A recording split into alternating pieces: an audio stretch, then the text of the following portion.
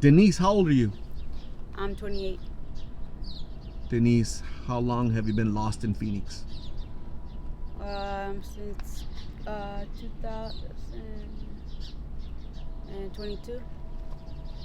2022. So a couple of years. Yes.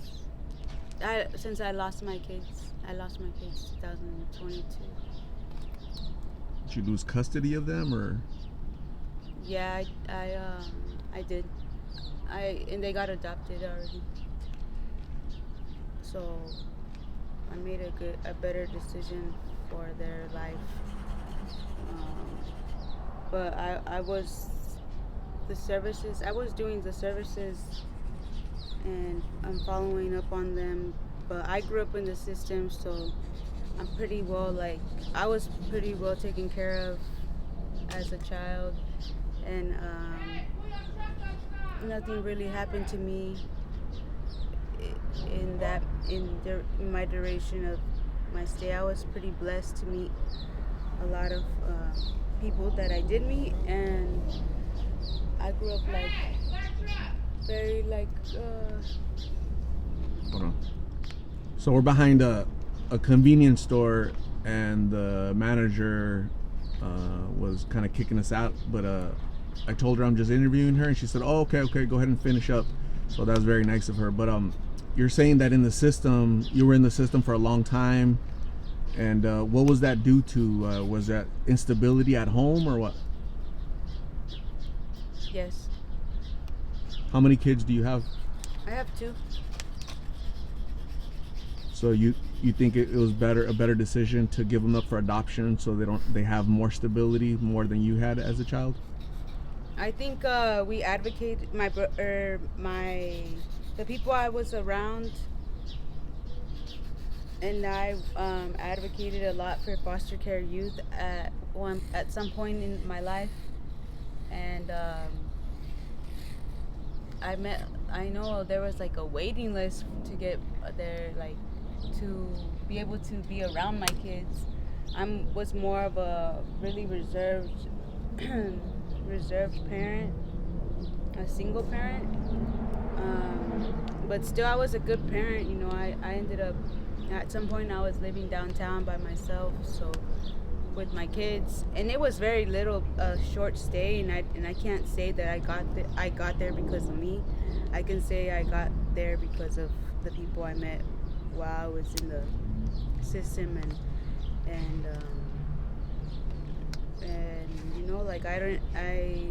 I think that they try to put a negative light on it, but it will literally, it's like a war inside of my life, that's like trying to fight against what happened in my past. And in my past was pretty normal, like quiet country town living. Like, I lived in a country state, so quiet.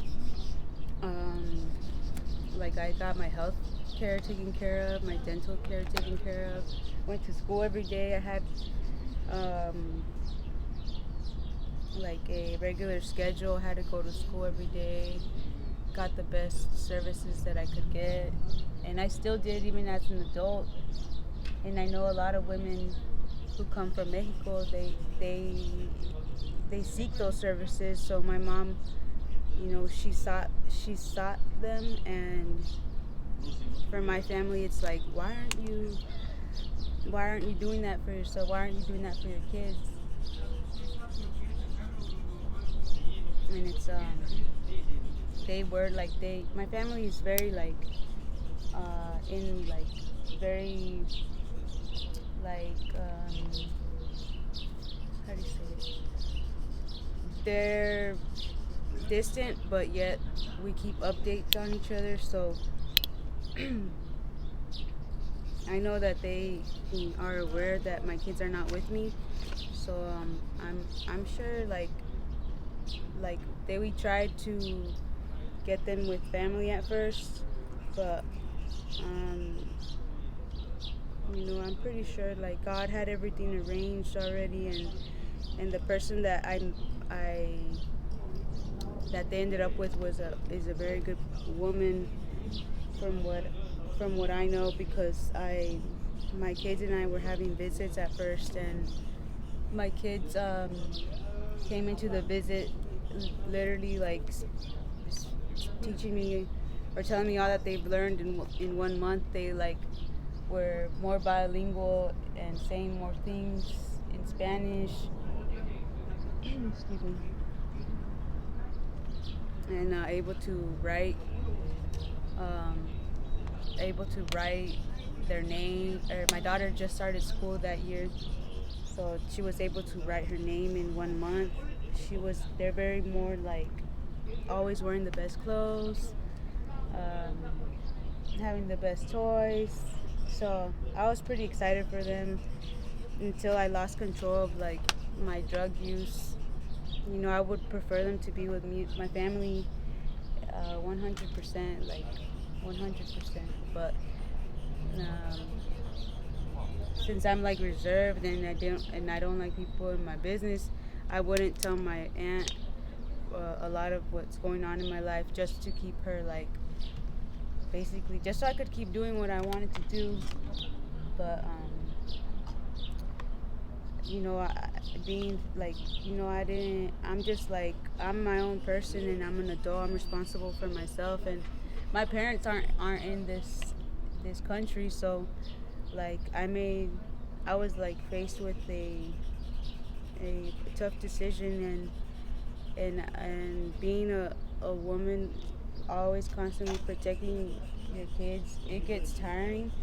But it's more tiring, honestly, like not having them around, because you don't have like energy to do anything, like because you don't have like that force that wakes you up every morning. And so yeah. How'd you become separated from your parents? um, You said they're in a different country. um, my dad, when I was little, my he left with a girlfriend, and then my mom, when she was an older woman, she got in trouble with the law and she got deported. So they both ended up going back to where they're from, and that's in Mexico.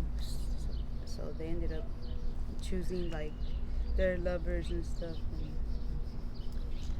yeah, they're very like quiet, like church people, and not like, you know, it was like something with a traffic stop, but just with that, it was just like, you're out of here. Like, didn't even check her information or anything. So it was like that really strict time, but they just had decided to be like, well, you'll get your college paid for if I'm not around. So that's all that matters to me. And I'm like, and then there's like certain laws, like they extend like how much they can help you with if you're in the state for a certain amount of time. How old were you when your mom got deported? I was, I think I was 16. I was 16. Yeah, I was 16. So for the past 12 years, you've kind of been without a mom, basically, out here? Yes. Well, I have my yeah. Long time, huh? Yeah. How old are your children? 7 and 8. When was the last time you saw them? It's been a while. Miss them? Yes. Yes, a lot. But